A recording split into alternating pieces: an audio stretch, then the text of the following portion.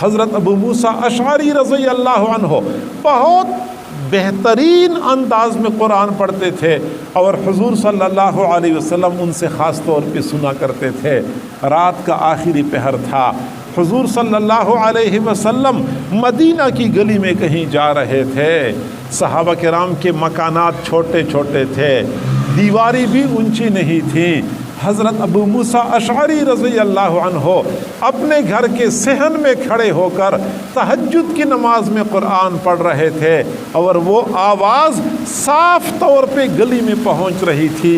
حضور صلی اللہ علیہ وسلم نے چلتے چلتے جب حضرت ابو موسیٰ اشعری کی تلاوت کی آواز سنی تو قدم وہیں پہ ٹک گئے، وہیں پہ کھڑے ہو گئے۔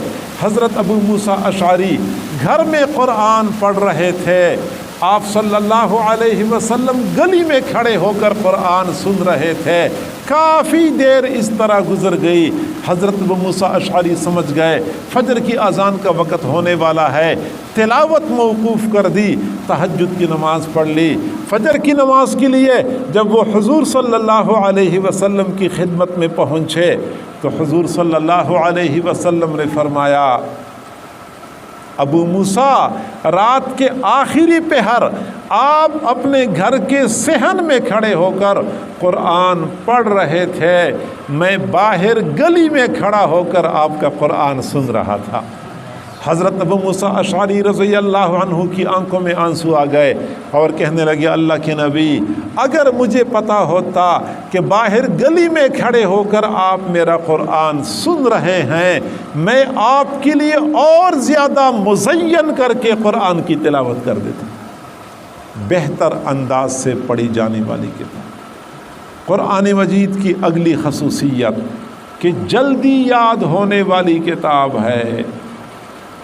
میرے بھائیوں، آپ نے دیکھا ہوگا کہ 12 سال کے بچے نے قرآن پاک کا حفظ مکمل کیا، آپ نے اپنے معاشرے میں 10 سال کے بچے کو قرآن کا حافظ دیکھا ہوگا، کئی مرتبہ 8 سال کا بچہ بھی قرآن مکمل حفظ کر لیتا ہے، 7 سال کے بچے نے بھی پورا قرآن حفظ کیا ہے۔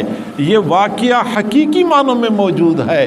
لوگ کہتے ہیں کہ پڑھنے والے بچے کا کمال ہے، پڑھانے والی استاد کا کمال ہے۔ یقیناً شاگرد اور استاد دونوں نے محنتیں کی ہیں، لیکن میں لوگوں سے کہا کرتا ہوں کہ اصل کمال قرآن مجید کا ہے کہ جب یہ کسی سینے میں اترنا شروع کر دیتا ہے تو اپنے لیے جگہ خود بخود بناتا رہتا ہے۔ ہمارے حضرت جی کے جو شیخ تھے حضرت خواجہ غلام حبیب رحمۃ اللہ علیہ، وہ فرمایا کرتے تھے کہ قرآن دریا کی مانند ہے، دریا کا راستہ کوئی بناتا نہیں ہے، دریا اپنا راستہ خود بنا دیتا ہے۔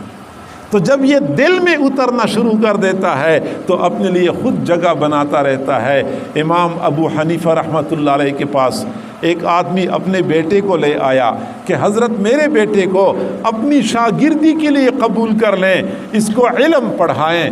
امام ابو حنیفہ رحمۃ اللہ علیہ نے فرمایا کہ آپ کا بیٹا قرآن کا حافظ ہے؟ اس نے کہا میرا بیٹا قرآن کا حافظ نہیں ہے۔ فرمایا لے جائیں، میرے درس میں شریک ہونے کے لیے بنیادی شرط یہ ہے کہ بچہ قرآن کا حافظ ہو، بچے کو پہلے قرآن کا حافظ بنائیں پھر لے آئیں تو میں اس کو اپنی شاگردی کے لیے قبول کر لوں گا۔ باپ اپنے بچے کو لے کے چلے گئے، 7 دن کے بعد پھر لے کے آ گئے کہ میرے بچے کو شاگردی کے لیے قبول کر لیں۔ امام ابو حنیفہ رحمۃ اللہ علیہ غصے ہو گئے کہ میں نے پچھلے ہفتے آپ کو کہا تھا کہ بچے کو پہلے قرآن کا حافظ بنا دو پھر میرے پاس لے آؤ، میں شاگردی کے لیے قبول کر لوں گا، آپ آج پھر لے کے آئے۔ اس وقت باپ نے کہا کہ پچھلے ہفتے میں یہاں پہ آیا تھا، میرا بیٹا قرآن کا حافظ نہیں تھا، اب 1 ہفتے میں 30 پارے قرآن مکمل یاد کر چکا ہے، اس لیے آپ کے پاس لے کے آیا ہوں۔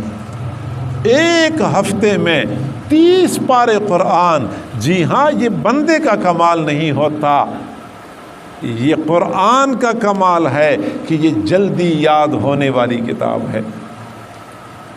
اور قرآن مجید کی اگلی خصوصیت یہ کبھی ختم نہ ہونے والی کتاب ہے۔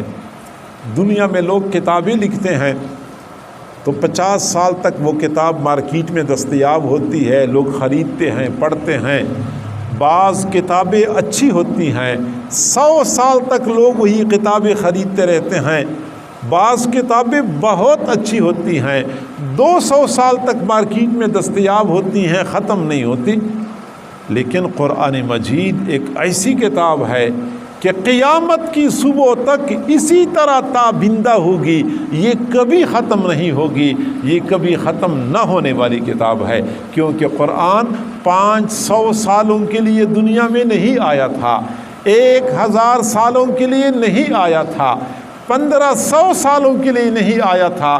قرآن قیامت کی صبح تک لوگوں کی رہنمائی کے لیے آیا ہے، قیامت کی صبح تک یہ قرآن باقی رہے گا، لوگوں کی رہنمائی کرتا رہے گا، کبھی ختم نہیں ہوگا۔ کیونکہ یہ اللہ کا کلام ہے، یہ اللہ کی صفت ہے، اور جیسے اللہ کی ذات غیر فانی ہے، اسی طرح اللہ کا کلام بھی غیر فانی ہے، یہ کبھی ختم نہیں ہو سکتا۔ میں ابھی بات کر رہا تھا رشیا کے نظام کی، کہ روس میں قرآن پاک کی تعلیم پر پابندی لگی، مدارس کو تالے لگے، مساجد سنیما گھر بن گئے، قرآن پڑھانا جرم بن گیا، اپنے گھر میں قرآن کا نسخہ رکھنا جرم بن گیا۔ اور یہ 70 سالہ طویل دور تھا، 70 سالہ طویل دور تھا، 70 سال گزر گئے۔ رشین حکمرانوں کا یہ خیال تھا کہ اب تو کوئی قرآن کو پہچانتا بھی نہیں ہوگا، قرآن کا نام بھی نہیں جانتا ہوگا۔ لیکن 70 سال گزرنے کے بعد جب کچھ ریاستیں آزاد ہو گئیں تو ان میں سے ایک ریاست ازبکستان کی آزاد ہوئی تھی۔ ازبکستان کے علماء نے سوچا کہ ہماری عوام کا تو اللہ کے ساتھ فقط نام کا تعلق ہے، حقیقت میں ہماری عوام کو نہیں پتہ کہ اسلام کیا چیز ہے، ایمان کیا چیز ہے۔ ظاہری بات ہے کہ 70 سال مسلسل اس حال میں گزارے کہ مسجد میں نماز پڑھنا جرم، جمعہ پڑھانا جرم، بیان کرنا جرم، ان بیچاروں کو کیا پتہ تھا کہ اللہ کون ہے، جنت کیا ہے، قرآن کیا ہے۔ بہرحال ان کا یہ خیال تھا کہ ہماری عوام کا قرآن کے ساتھ، دین کے ساتھ فقط نام کا تعلق ہے اور کچھ نہیں جانتے، ہمیں نئے سرے سے کوشش کرنی ہوگی تاکہ ہماری عوام کا رابطہ اللہ سے بحال ہو جائے اور وہ دین سے وابستہ ہو جائیں، قرآن سے وابستہ ہو جائیں۔ اس کے لیے انہوں نے پہلے مرحلے میں یہ فیصلہ کر دیا کہ ہم پورے ازبکستان میں ایک محفل حمد و نعت کا انتظام کرتے ہیں، جب لوگ آئیں گے قرآن سنیں گے، ان کا ایمان تازہ ہوگا، اپنے بچوں کو قرآن کی تعلیم کے لیے وقف کریں گے، یوں لوگ ایک مرتبہ پھر قرآن کے ساتھ جڑ جائیں گے۔ ملک کی سطح پہ محفل حسن قرات کا انعقاد ہو گیا اور باقاعدہ پورے ملک میں اعلان کیا گیا کہ ہمیں نہیں معلوم کہ اس ملک میں کل قاری کتنے ہیں، جہاں کہیں کوئی قاری موجود ہے وہ خود بخود ہمیں نام لکھوا دے، ہم پھر ان کو قرآن سنانے کا موقع دیں گے، وہ ابھی سے ہمیں نام لکھوا دیں۔ قاری حضرات نے نام لکھوا لیے اور جب پروگرام شروع ہو گیا، پنڈال میں قدم رکھنے کی جگہ نہیں تھی، اسٹیج سیکرٹری نے یہ کہہ کر لوگوں کو حیران کر دیا کہ جب ہم محفل حسن قرات کا انعقاد کر رہے تھے، ہمارا یہ خیال تھا کہ پورے ازبکستان میں 100-150 قراء ہوں گے، ہم ان کو قرآن سنانے کا موقع دیں گے اور 3 دن کے اندر اندر وہ 150 قراء قرآن سنا دیں گے، مجلس ختم ہو جائے گی۔ لیکن ابھی تک ہمارے پاس جن قاریوں کے نام اور ان کے پتے پہنچ چکے ہیں ان کی تعداد 8000 ہے۔ ہم معذرت چاہتے ہیں کہ اتنے سارے قاریوں کو قرآن سنانے کا موقع دیا ہی نہیں جا سکتا، 8,000 ہیں۔ اب آپ سوچ رہے ہوں گے کہ جب مدارس گوداموں میں تبدیل ہو گئے، مساجد سینما گھروں کے اندر تبدیل ہو گئے، قرآن کی تعلیم پر پابندی لگی، قرآن کا نسخہ گھر میں رکھنا جرم تھا، تو 8